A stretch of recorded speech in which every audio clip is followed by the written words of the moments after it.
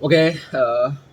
सभी को नमस्कार एंड सभी को सलाम एंड सभी को स्वागतम और एक नई वीडियो में। आज की मेरी जो अष्टवक्र महागीता की जो रीडिंग की सीरीज में आप सभी को स्वागत है। ओके, हम कहाँ तक पहुँचे। We are reach in the chapter number 18 and chapter number 18 श्लोका नंबर 15। Today I am going to read shloka number 16, 17, 18 के बारे में। ओके ओके, उससे पहले कि मैं इस 3 श्लोकों को पढ़ूं, सभी जो मेरी वीडियोस है, हर वीडियो की तरह इस वीडियो में भी हम रिवाइज करने वाले हैं कि हम यस्टरडे क्या पढ़े थे, ताकि जो आगे की चीज़ें आपको समझने में थोड़ी आसान हो जाए। ओके, तो without wasting any time let's begin करते हैं। तो ज़्यादा देर टाइम नहीं लेना। तो पहला श्लोक है 13।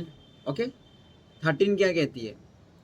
जिस परम योगी ने जीवन मरण का भेद जानकर संयम को जीवन मुक्त कर लिया, उसके लिए संसार में कोई कार्य करने योग्य नहीं रहता। उसके हृदय में ना तो किसी प्रकार की कोई इच्छा है और ना प्रारब्ध प्रदत्त जीवन को योग स्थिति जीते हुए यपन मात्र करता है। ओके, जिसे जिन्हें जीवन मरण का जो भेद होता है उसे पता चल गया कि भाई this is actually not happen, this is not reality, reality कुछ और है। जिसे ये पता चल गया जीवन मृत्यु का भेद के बारे में, अंतर, डिफरेंस, वो स्वयं को जीवन मुक्त कर लिया है एंड वो प्रदत्त जीवन को योग स्थिति में जीते हुए ज्ञापन मात्र करता है, साधारण ज्ञापन करता है, कोई इच्छा नहीं रखता। ओके, नेक्स्ट आते हैं श्लोक नंबर 14 के बारे में। 14 क्या कहती है कि जो महात्मा स्वरूप पूरी तरह निर्विकल्प होकर पूर्ण विश्राम में स्थित हो गया, उसके लिए कहाँ मोह, कहाँ जगत, कहाँ जगत की इच्छा और कहाँ जगत से मुक्ति, वो आत्मा ज्ञान में कुटस्थ है। ओके, जो पूरी तरह विराम ले लिया सभी चीजों से, स्टॉप, आगे और नहीं बढ़ना चाहिए, मुझे आगे नहीं बढ़ना, यहीं पर रुक जाना का। ओके, ऐसे इंसान के लिए क्या मोह, क्या जगत, क्या जगत की इच्छा और कहाँ जगत से मुक्ति की इच्छा, वो तो आत्मा ज्ञान में कुटस्थ होकर रहता है, आत्मा ज्ञान में ही। ओके, ये श्लोक नंबर 14 बात कर रही है। एंड नेक्स्ट आते हैं श्लोक नंबर 15 के बारे में। हमारे जो 15 क्या बात कर रही है कि जिसने मनुष्य ने जगत को जानकर यह निश्चय कर लिया कि कल्पना मात्र है, अर्थात है ही नहीं, वो वासना मुक्त होकर क्या करे, वो तो संसार को देखता हुआ भी नहीं देखता। मतलब जो जगत को जान लिया है कि जगत, सारी दुनिया ना एक ब्रह्म है, कल्पना मात्र है, जस्ट एन इमेजिनेशन। जो इंसान इसे निश्चय कर लिया एंड अर्थात है ही नहीं ये जगत, वो वासना मुक्त होकर क्या करे, बहुत संसार को देखते हुए भी नहीं देखता, काम करते हुए भी नहीं करता, इच्छा और नीचे से तो वो परे होता है।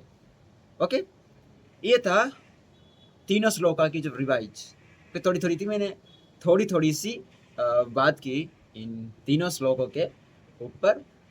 आ जाते हैं श्लोका नंबर 16, 17 एंड 18 के बारे में। तो सबसे पहला श्लोक आता है 16। वो क्या कहती है? यनो दृष्टम परम ब्रह्म सहहम ब्रह्मति चिंतयेत किं चिंतयति निश्चंत यो न पश्यामि पश्यति। और इसकी जो सामान्य अर्थ की बात किया जाए, दैट इज जिसने परम ब्रह्म को स्वयं में देखा है, मतलब देख लिया है और निश्चय कर चुका है कि वही ब्रह्म है, उसके लिए कहीं कोई द्वैत नहीं रहता। इसलिए वो किसका चिंतन करे, उसके लिए स्वचिंतन ही अभीष्ट है। और इसके ऊपर आते हैं, बहुत अच्छी बात कही है, बहुत अच्छी बात। पहले इसकी जो विशेष विवेचना के ऊपर थोड़ा ध्यान देते हैं, उसके बाद इसके जो सामान्य अर्थ के ऊपर आते हैं। जो दृष्टा होकर आत्मा दृष्टा हो गया, वह ब्रह्ममय हो गया, वह अब स्वयं में ब्रह्म का दर्शन करता है और निश्चय हो जाता है कि जो भी अवलोकित हो रहा है वह सब इसके ही निज प्रकाश से है और वहाँ कोई द्वैत नहीं। जो भी दिखता है वह स्वयं दिखता है। यह पूर्ण ज्ञान है। इसके पश्चात किसी और ज्ञान की आवश्यकता ही नहीं रह जाती। जब वह चिंतन मुक्त हो गया, चिंतन किसका करे? जब कोई दूसरा ही नहीं, उसके लिए स्वचिंतन ही है, वो उसी में रमा रहता है। और इसके विपरीत जो अज्ञानी होते हैं, अज्ञानी व्यक्ति द्वैत के दर्शन करता है, उसके चिंतन करता है और अनेक विषय और कारण है, विषय भोगों की आकांक्षाएं उसे दिन रात उलझाए रखती है। वह चिंताग्रस्त हो जाता है, विकल्पों के आश्रय हो जाता है। यदि कोई अलौकिक भय सताता है तो देवी देवताओं की शरण में जाता है। यहाँ उसके लिए 36 करोड़ विकल्प हैं। माता भवानी, माता शीतला, महादेव, सूर्यदेव आदि आदि, वह सभी से कृपा का आकांक्षी होकर चिंतन करता है। बिना इच्छा के वो चिंतन भी नहीं करता। महर्षि कह रहे हैं, जब ब्रह्म को जानकर ब्रह्म स्वरूप हो गया, वह सभी चिंतनों से मुक्त हो गया, क्योंकि उसकी दृष्टि में कहीं द्वैत रहा ही नहीं। ओके, एंड विशेष विवेचना ये था श्लोक नंबर 16। एंड आते हैं अभी इसका जो टॉपिक है, क्या कौन सी टॉपिक ऊपर बात की है, तो जो श्लोक नंबर 16 ये कह रही है, जिसने परम ब्रह्म को स्वयं में देख लिया है, मतलब भगवान को अपने अंदर देख लिया है एंड वो निश्चय कर लिया कि वही ब्रह्मा है, तो उसके लिए कहीं द्वैत नहीं होता। द्वैत मतलब दो चीजें।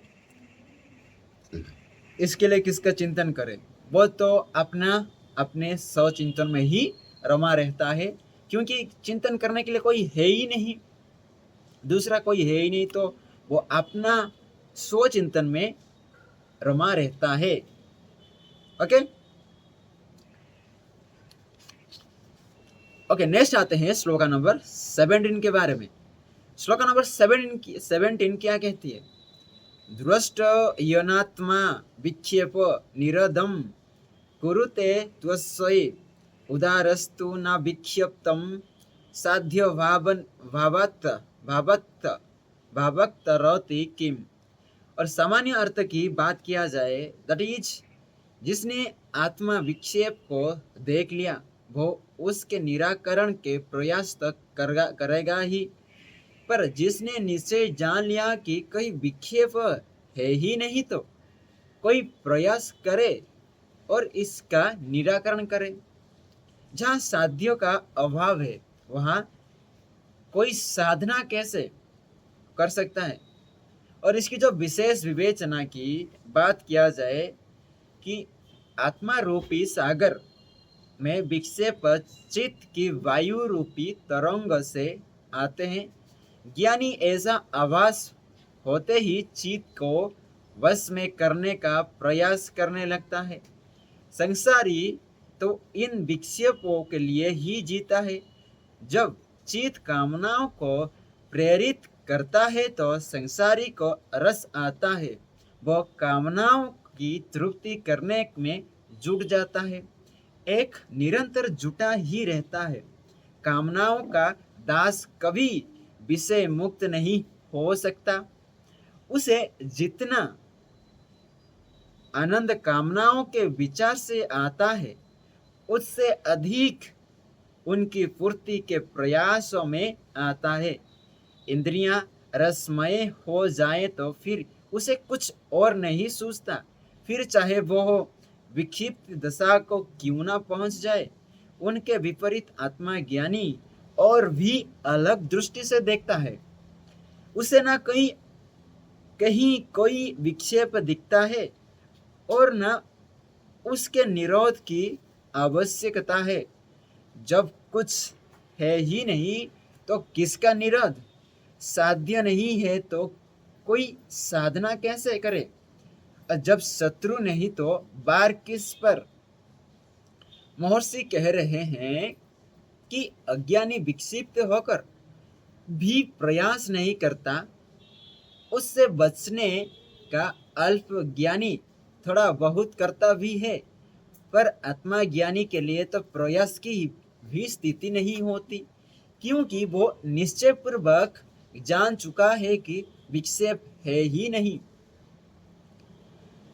ओके, बहुत डीप मीनिंग है एंड बहुत फैंटास्टिक श्लोका है ये, बहुत डीप लेवल का मीनिंग है इसका। तो इसको समझना तो फिर से मैं थोड़ा सामान्य अर्थ के थोड़ा रीड करना चाहता हूँ कि जिसने आत्मा विक्षेप को देख लिया उसका निराकरण के प्रयास तो करेगा ही। ओके, जिसने आत्मा का विक्षेप देख लिया वो निराकरण करने के लिए प्रयास करेगा, पर जिसने निश्चय जान लिया कि कोई विक्षेप ही नहीं होता, क्या प्रयास करे और किसका निराकरण करे। ओके, अगर निश्चय कर लिया है कि पूरा कंफर्म है कि भाई विक्षेप ही नहीं, तो प्रयास कैसे करें, किसका करें और निराकरण कैसे करे किसका। ओके, एंड जहां साध्य का अभाव है वहां कोई साधना कैसे करे। साध्य का अभाव है तो साधना कैसे कर सकता है, नहीं हो सकती ना। उसी तरह अज्ञानी क्या करता है, विक्षेप को देखता है एंड ना उसने की निरोध की करने के लिए प्रयास करता है। एंड लेकिन ज्ञानी जानता है, आत्मा ज्ञानी जानता है तो प्रयास निरोध करने के लिए कुछ है ही नहीं, तो निरोध कैसे करे। साध्य नहीं है तो कोई साधना कैसे करे। ओके, जब आपका शत्रु ही नहीं तो आप प्रहार किस पर करोगे, बार किस पर करोगे। ओके, बहुत डीप का मीनिंग है इसका, बहुत डीप लेवल वाला मीनिंग। ओके, एंड नेक्स्ट आते हैं आज का जो लास्ट श्लोक है, दैट इज 18।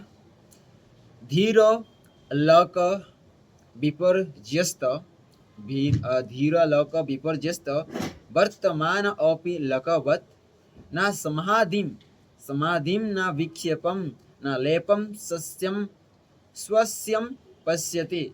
और इसकी जो सामान्य अर्थ की बात करा जाए, दैट इज धैर्यवान सत्पुरुष इस संसार में रहता हुआ भी उससे निर्लोभ रहता है, वरना अपनी समाधि देखता है, ना किसी विक्षेप को और ना किसी प्रकार के बंधन को देखता है। और विशेष विवेचना की बात किया जाए इस श्लोका नंबर 18 की, आत्मा लब्ध होते ही तत्वज्ञानी संसार से मुक्त हो जाता है। उसे संसार की सभी विषयों के विरक्त हो जाती है। वह धैर्य धारण कर लेता है, सहज हो जाता है। क्या हुआ, क्या हो रहा है और क्या होगा, इन सब से उसका कोई लेना देना ही नहीं। वह तो आत्मा स्थित होकर मात्र दृष्टा बना रहता है। अज्ञानी को फिर भी वो खाता हुआ, करता हुआ, हंसता बोलता आदि सभी संसारिक कर्मों का दिखाई देता है, तो उसे वो कैसी तत्व ज्ञानी मान ले। अज्ञानी नहीं जानता कि जो सांसारिक क्रियाएं में व्यस्त है वो करता हुआ भी नहीं कर रहा है। उसके अंतःकरण में उन कर्मों की परछाई तक नहीं है। वह सहज भाव से जीवन यापन और कर्तव्य का निर्वहन कर रहा है। इन कर्मों ने फलों में ना उसके लिए रस है ना आसक्ति है। जो वह कर रहा दिखता है सब सहज संपादित है। उसके कर्म में प्रयास नहीं होता, सब सहज है। वह धीर पुरुष संसार में है, व्यवहारत है, पर उसका अंतकरण भौतिकता से अस्पृश्य है। ओके, ये भी बहुत इंटरेस्टिंग एंड फैंटास्टिक श्लोका है, बिकॉज ये एक ऐसी मैसेज दे रही है कि जो आत्मा ज्ञानी होते हैं ना, जो आत्मा ज्ञानी होते हैं एंड उस प्रशांत स्टेट में जाते हैं, मतलब जहाँ पर सारी इच्छाएं खत्म, इच्छाएं मतलब तरंग है, जैसे कि प्रशांत में ना जो बड़ा ओशन होता है उसमें ना पानी पूरा धीर स्थिर पूरा स्थिर होकर रहता है। उसी तरह जिस जिस जिस स्टेट में आपका इच्छाएं जागृत नहीं होती, इच्छाएं का इच्छा ही खत्म हो जाए, तब काम करने का काम करना ना करना कोई आपको अफेक्ट नहीं करनी चाहिए। कोई जो योगी होता है वो अभी का सोचता है ना, काल का सोचता है ना फ्यूचर का। वो किसी की भी परवाह नहीं करता, मतलब परवाह नहीं करता, परवाह की भी नहीं परवाह करता, मतलब वो पूरा स्थित आत्मा में ही रमा रहता है। एंड हम देखें कि भाई श्लोका नंबर 17 में बात किया कि अगर आपका शत्रु ही नहीं तो आप वार किस पर करोगे, अगर साधना साध्य ही नहीं तो साधना किस पर करोगे। समझ में आ रहा है ना? तो वो अपने आत्मा में ही स्व रमा रहता है, संसित। एंड इसकी जो मैं एक लाइन में कहना चाहूँ तो दैट इज, जो धैर्यवान सत्पुरुष होता है वो इस संसार में रहते हुए भी सभी चीजों से निर्लिप्त रहता है। वो अपनी समाधि देखता है, ना किसी विक्षेप और ना किसी प्रकार को बंधन को देखता है। वो इस जगत में रहते हुए भी ना रहने समान है, मतलब वो काम करता हुआ भी नहीं करता, संसार में रहते हुए भी नहीं रहता। ओके, ये था श्लोका नंबर 18। एंड आज के लिए इतना ही, एंड मिलते हैं तब तक के लिए, बाय एंड ख्याल रखना। एंड आज ना मुझे एक बुक परचेज करनी है, तो उसके लिए भी जाना है, अभी मार्केट जाएंगे, तो मार्केट जाना है एंड बुक लाना है। तो वो बुक सीक्रेट है, नहीं मेरे लिए नहीं, मेरी कोर के लिए, जो मेरी कॉलेज के लिए। तो ओके, तो ख्याल रखना अपना, एंड धन्यवाद एंड सभी को थैंक्स। एंड जितने भी मेरे ज़िंदगी में आए हैं, जितने भी ज़िंदगी में आने वाले हैं, सभी को वेलकम। एंड जो भी आ चुके हैं, कुछ भी सिखा के गए ना, सभी को धन्यवाद। एंड जो आए हैं सिर्फ मेरे आँखों को दिखे लेकिन बातचीत नहीं हुई, उनको भी धन्यवाद एंड सभी को थैंक्स। एंड आल्सो कृष्णा को भी थैंक्स। ओके, विदाउट कृष्णा के बिना तो कुछ भी नहीं, तो कृष्णा तो मेरे लिए second last. Okay, second last, and ऊपर तय आपको पता है ऊपर कौन होता है सबसे ऊपर। ओके, मिलते हैं तब तक के लिए, बाय एंड नेवर। आपका स्माइल ना आपके फेस से कभी गायब नहीं होनी चाहिए। जितनी भी प्रॉब्लम था ना, स्माइल करके ख़त्म कर दो यार। बाय, तब तक के लिए ख्याल रखना। मिलते हैं नेक्स्ट वीडियो में विथ श्लोका नंबर 19, 20 एंड 21।